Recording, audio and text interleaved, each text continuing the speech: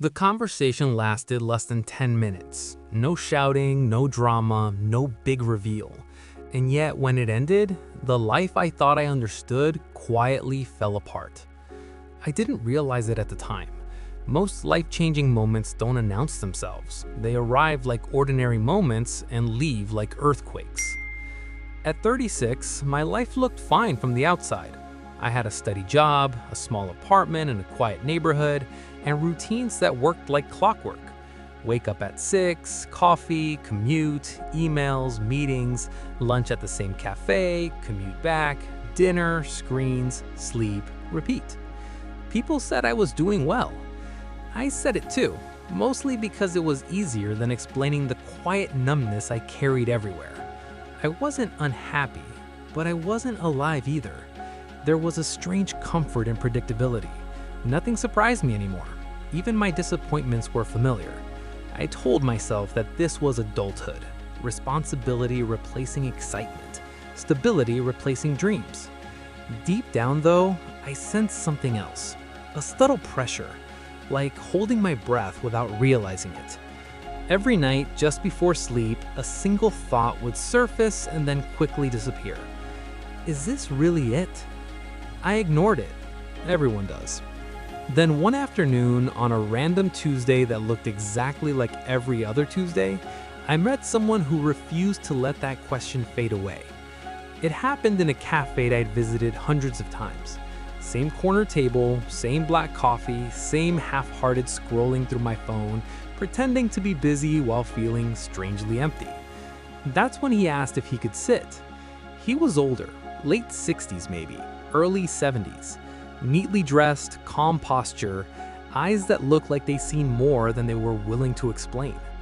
Normally, I would have said no. I liked my space. But something about his voice, steady, polite, unassuming, made me nod. For a few minutes, we sat in silence. Not awkward silence, observant silence. Then he said something unexpected. "You look like someone who did everything right and still feels wrong." I laughed politely, assuming it was a joke. It wasn't. I asked how he could possibly know that. He stirred his coffee slowly and said, "Because I spent most of my life feeling the same way." That was the moment I put my phone down. We didn't exchange names. He didn't ask where I worked or what I did for a living. Instead, he asked something no one had asked me in years. "When was the last time you changed your mind about something important?" I opened my mouth to answer. Nothing came out.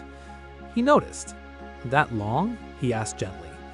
I told him the truth. I couldn't remember. My beliefs, habits, career, even my opinions, they'd all been on autopilot for years. I was repeating choices I made in my 20s without questioning whether they still fit the person I'd become.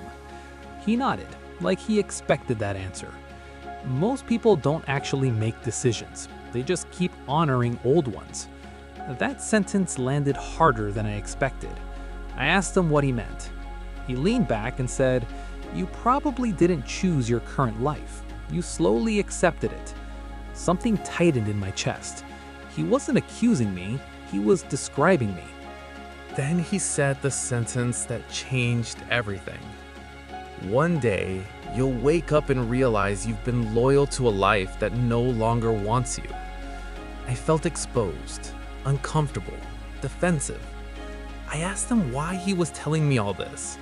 He smiled, not kindly, not cruelly, just honestly.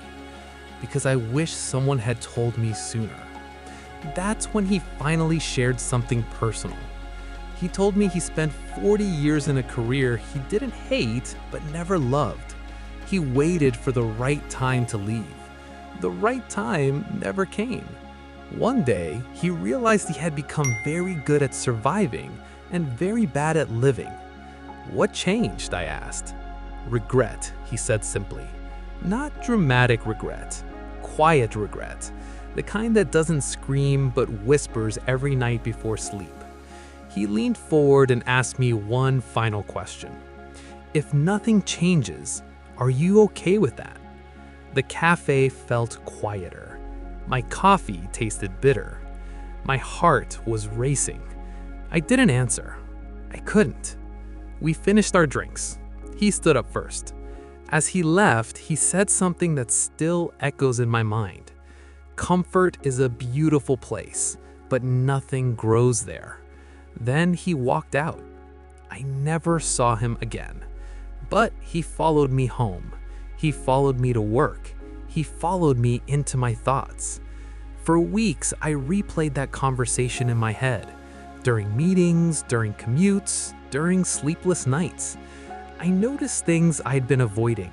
How drained I felt every Sunday night. How often I said someday instead of now. How my dreams had slowly turned into excuses. I wasn't depressed. I was disconnected. And that realization was terrifying. 3 months later, I made a decision that shocked everyone, including myself. I resigned. Not impulsively, not recklessly, but deliberately. I didn't have everything figured out. What I had was clarity. Staying felt more dangerous than leaving. I downsized my life. Fewer expenses, less noise, more time. For the first time in years, my days felt uncertain and alive. I started writing again, something I loved before practicality talked me out of it. I volunteered, I read books that challenged my thinking, I had uncomfortable conversations with myself. Some days were terrifying, some days were peaceful. All of them were honest.